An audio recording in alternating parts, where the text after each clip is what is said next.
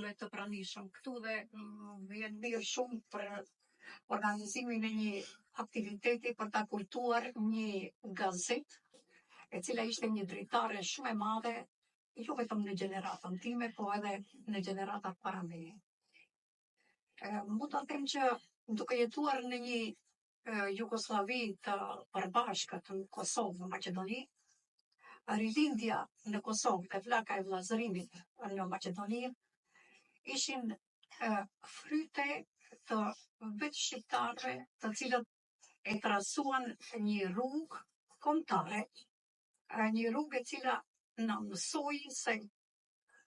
për të pasur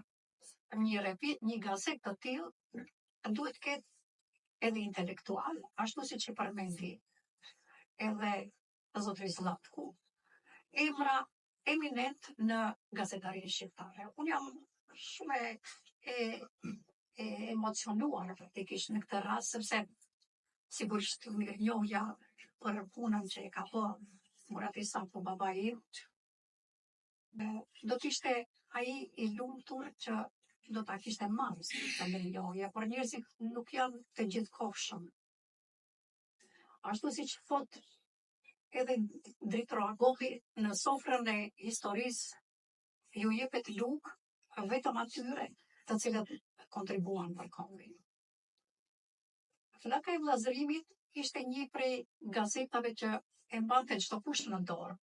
nga që i takoi gjeneratave që kam jetuar edhe në kohën e monizmit, para viteve 90-ta, dhe pas viteve 90-ta, sepse i kemi 10 vjeçarin 90-2000, një kohë transicioni ku nuk diheshte si më të tjerë do të veprohet me gazetat shqiptare. Dhe nga puna të cilën e kam bërë disa vjet në gazeta Rilindja, e njoh përsa afërmi frymën e gazetarisë dhe frymën e atyre që i kontribuan kombit, sepse ti je gazetar në atë kohë. Ka qenë një sakrificë shumë e madhe dhe një përgjegjësi shumë e madhe, sepse përgjegjësia nuk ishte e lidhur si tani nëpër gazeta apo nëpër portale ku mbetet me lajka apo mbetet vetëm me përgëzime apo me ankesa.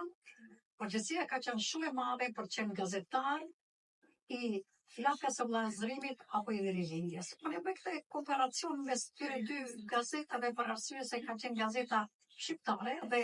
kanë trajtuar tema të shqiptarisë.